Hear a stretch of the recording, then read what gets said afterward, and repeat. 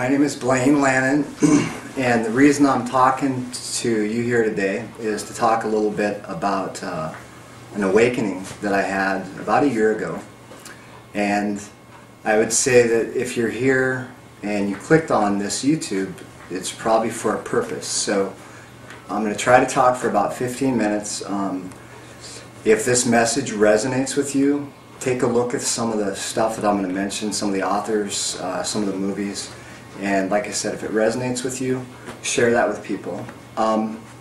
Let's see, I'm 41 years old, and for about the first 39 years of my life, I tried to kill myself in a variety of ways, mostly through drugs and alcohol. Chaotic lifestyle growing up, a chaotic childhood. I'm not going to get too deep into that.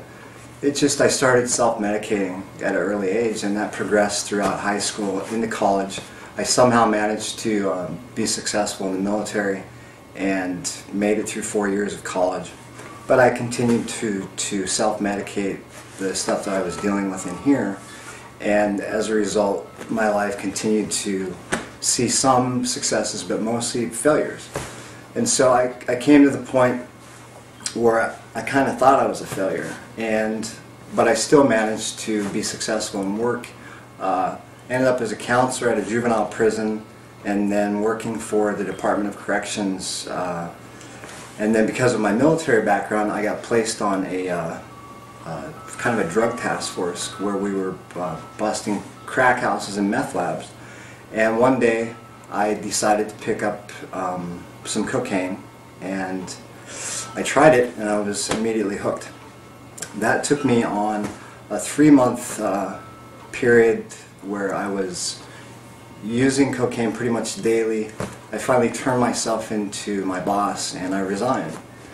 That took me on a 3-year battle with the drug, in which in the end I actually turned myself into the police with cocaine to try and get help to a buddy who I knew. And in the end I ended up homeless, got my vehicle stolen, got assaulted, almost got killed. I ended up on a city bus heading to downtown Seattle, and that is where my life started changing. I had left my girlfriend and my 6-month-old daughter at the airport, and I decided it would be a good idea to go use cocaine for 3 days while I left them. And that put me in more pain than I'd ever been in my life. My 10-year-old son at the time said he was going to leave me. He was going to go back to Wisconsin with his mother. My father pretty much told me he was done with me. My brother had washed his hands pretty much of me. I didn't have anything left. And so I started talking to God. You know, I remember being on the bus, and I asked him, I said, what am I here for? What do you want me to do? I can't do anything with my life. I keep trying, but I can't be successful. And that wasn't the exact conversation, but that was kind of the gist of it. And I had been using cocaine for 4 days. I looked horrible. I probably smelled horrible. And on the way down to Seattle, I think she was a Somali woman. She handed me an orange, and she smiled at me. And I believe she was an angel, sent to give me a little strength to carry on, because really what I was planning on doing before I had that interaction was I was in so much pain, I was going to go down and try to get more drugs.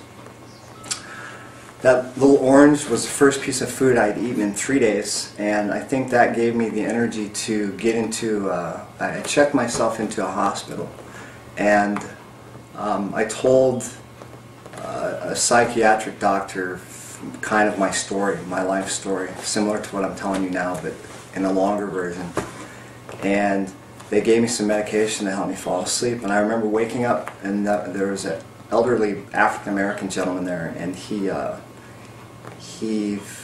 said, I'd never seen this happen before, but you have a bed right now in a detox facility, and then right after that you have a bed in a 28-day treatment program.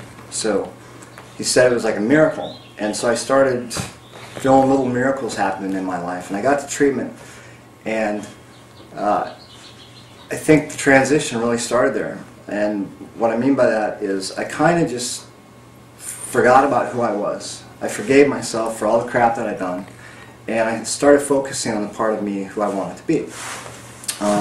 My dad had kind of, and I was talking about this to my girlfriend last night, my dad, as I said, had kind of written me off.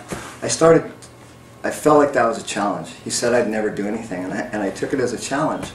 And I put this collage together in treatment, and a nice house, a good job, my health back, my family back. I had pictures representing all that, and I hung it up on my son's wall in his bedroom. And so 2 years passed, and now I'm going to start talking about my awakening a little bit. In 2 years after that, I had made more money than I ever had in my life. I had gained all my relationships back. My life was better. Everything was better, with the exception of time. I wasn't spending that much time with my family. So I really started questioning what life was about. I started slowing down a little bit April 2 years ago. About this time a year ago, I started slowing down.